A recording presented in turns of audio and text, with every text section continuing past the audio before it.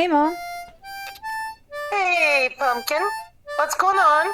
Well, my neighbor is tearing off their roof, so you might hear a bunch of banging noises in the back. Well, it's nice they're getting a new roof. That's great. Yeah, yeah. I watched the next episode of House of the Dragon. Ooh, so Yes, how'd you episode. like it? Ep- How'd you like it? I liked it a lot, Now but that they've thrown down the gauntlet, yes, right? So, like, if you remember, the kingdoms have descended into civil war, like, right? The claimants right, of the right, throne are, Rhaenyra, the late king's daughter, by his first wife, right, or right, Aegon, the firstborn son, by his second wife, Alicent, right? right. Right. So, at the end of the last episode, Aegon's son and heir was killed in a scene that I can't talk to you about because it will give you nightmares. Right. Um, Don't describe it. no. Thank you. But this episode was mostly about like the fallout of that death, right? Right, right, So basically, Otto Hightower, who, if you'll recall, is the hand that basically got Aegon to become king. He's his grandfather, right? right. Mm-hmm. He, very cleverly uses the death of the boy to get more sympathy because they accuse Rhaenyra of the child's murder, right?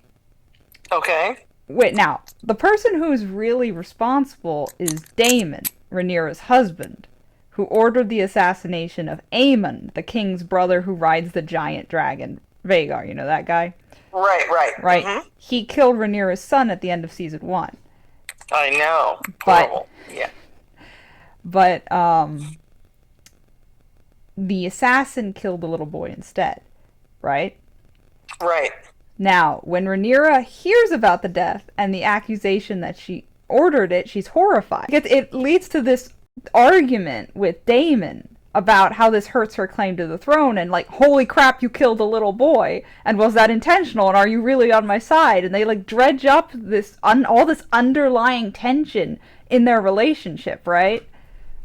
And Right, right. it is so good, fantastic scene, incredibly acted. And we go back over to King's Landing, and I have to say, the scene transitions between both sides of the conflict have been really good. The plot usually hangs on to a theme or a topic through the transition, so when you switch from Dragonstone to King's Landing and back again, you aren't taken out of the narrative at all. Like it's very fluid. I'm actually really impressed with that, and that was something that Game of Thrones struggled with because they had so many disparate plots. They did have a problem where they had kind of nothing to do with each other, so it was very difficult to transition between them.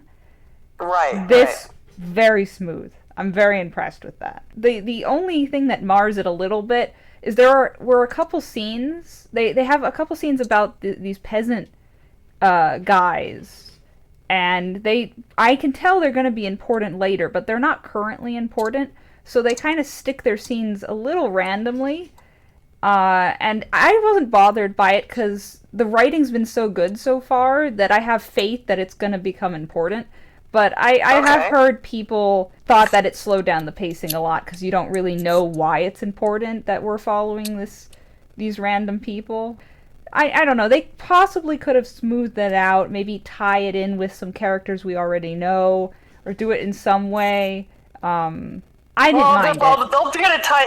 So no dragon fighting yet. No, Okay. there's no dragon fighting in this episode. I'm sorry.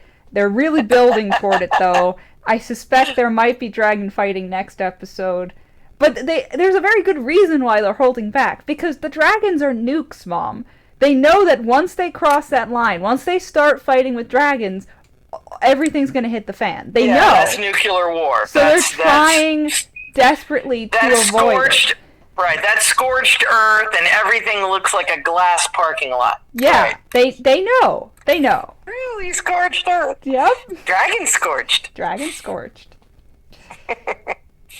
That should be like a term. Oh yeah, it was not just scorched, but dragon scorched. Yeah. Like it's a different level of intensity. I should like start the using ultimate that. level. I should Not start using lava, but dragon.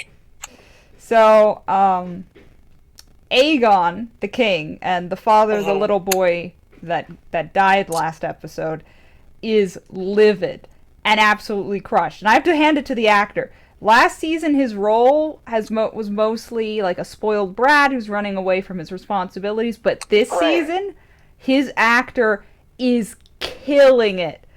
Last episode, he was a standout. And this episode, he utterly sells a father who's lost his little boy. The rage, the grief, it's powerful stuff. God, this is good television. It's really good. Nice. But he's not making good king decisions, right? So when he finds out that one of his son's murderers is a rat catcher, he hangs all the rat catchers, innocent and otherwise.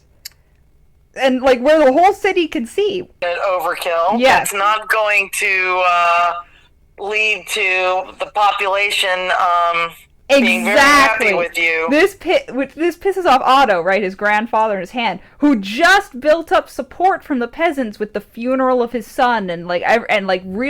And then he goes on and does this, and everybody's like, exactly, it's all thrown away. Right. He's so mad. They get into this huge argument. Amazing scene. Like, the acting in that is incredible. Some awesome lines. Like the king saying, like, I want to spill blood, not ink. Oh my god. Whoa. So good. That's powerful. Yeah. It's such a great scene. And his grandfather, the actor for that is doing a great job. Like, his facial expressions are just gold. But he just kind of loses it because he finally is up to here. He runs out of patience with him, and they have a huge argument, which ends with the king firing him from being hand, pretty stupidly, and naming Kristen Cole Hand of the King. Do you remember Kristen Cole, Mom? Right. Mm-hmm. The hot knight that used to be Rhaenyra's lover but hates her now. Yeah, that one. Yeah. He's feeling super guilty and unworthy of the positions given to him because he was having sex with Alicent, the king's mother, while the king's son was being murdered. He should have been on watch, and he wasn't. Oh, he's gonna be barbecued. No, they don't know. Oh, they don't know. They don't know, but he knows, and he's clearly feels super guilty about it. You know, it's horrible. Right. You know, he's not handling that guilt very well. He's projecting it onto another King's Guard, Arik. Now, I haven't talked about Arik and Eric yet. I don't know how to pronounce their names. But basically they're identical twins that joined the King's Guard together.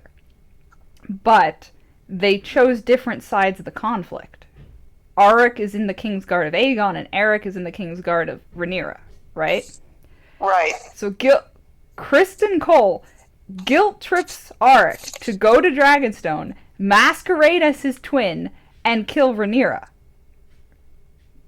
That's the plan. Oh, that's the plan. It hasn't happened. But it almost works, Mom. But his own brother catches him, and they have this epic twin battle where you have no idea who is who. The people watching have no idea who is who, and they still love each other. But because of the Civil War, one of them has to kill the other. It's brutal fight. Wow. It was very great fight, great scene. The one who works for Rhaenyra kills his brother to protect her. Of course. He's so distraught over what he's done, he immediately kills himself right then and there. It was hardcore. Damn, that's super metal. Yeah, no, he literally fell on his sword. Wow. Yeah. It ended more or less there, but that was intense. Well, they can't kill Rhaenyra quite yet because they still have to have a nice civil war. Yeah, they get to kill her off with too lots fast. of dragon fighting, so you kind of know that, they're not going to get her yet. No, nobody's protected in Game of Thrones. No. Everybody's head's on the table, as you know. But this is Game of Thrones. They're all doomed. Nobody's safe. Well, keep me posted. Yeah, I Hopefully, enjoyed the it. next show we'll have some dragon fighting, which you can take the clips and send to me. Yes, I I look forward to that because just the snippets of the trailers have suggested some epic fights, and I know some things about, because I know the book, so I know certain fights that are coming, which will be amazing. Amazing. Oh, okay. I can't wait to see those realized, because I have to take it off to the CGI guys. The dragons, how they designed them in Game of Thrones are so fabulous. Good. They look real. I mean, they look amazing. It's so good. Yes. Yeah, it's great. They every time the dragons are on screen is like the best. You get so happy and giddy. Well, our family always roots for the Predators, never Bambi. So that's true. It's I don't know. It's just in our nature. Oh. All right. Okay, sweetheart. Well, I'll let you go, and I'll talk to you soon, okay? Talk to you soon. Love you bunches. Bye. Bye-bye.